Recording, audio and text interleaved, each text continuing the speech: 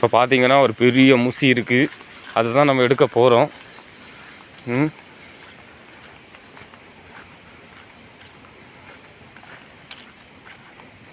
ஒன்றும் கிடச்சது மாதிரி தெரியல, ஏதோ ஒன்று அதுக்கிட்ட வந்து போகுது, என்ன மீனுன்னு தெரில.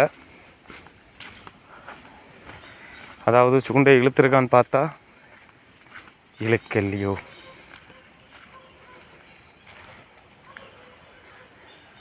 சூண்டை இழுத்துருக்கோ? ஆமாம், சூண்டை இழுத்துருக்கு. ஏதோ இருக்கான்னு தெரில, சூண்டை வந்துக்கிட்டே இருக்குது, டைட்டாக தான் இருக்குது. மீன் இருக்குது, ஏதோ ஒரு மீன் இருக்குது. ஆமாம், ஏதோ ஒரு பெரிய மீன் இருக்குது. மிகவும் அவசரமான ஒரு முசி தான் என்று நினைக்கிறேன். முசியே தான் வெற்றி, ஒரு பெரிய முசி. முசி தானே? கொலி தான் இருக்குது, முசி அண்ணா கீழே நிற்கி. வேறு லெவல் முசி முசி முசி. இதாவது ஆப்பிரிக்கன் கண்டத்தில் பேன் செய்த இருங்க அப்படியே இந்த சைடு வெட்டுங்க, இந்த கம்புக்கு இந்த சைடு வெட்டு. நான் மாட்டியிருக்க நினச்சேன் முசி தான்.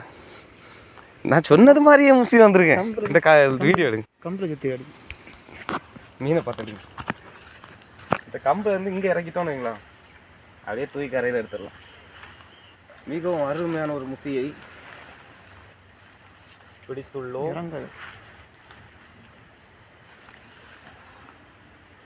கம்பை தாண்டி இங்கே வா.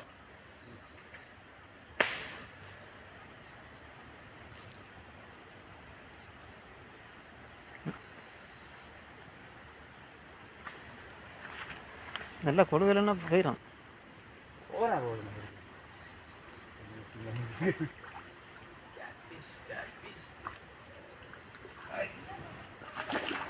இப்போ தான் வந்தேன். 2 கிலோ இருக்குல்ல? 2 கிலோ இருக்கும்.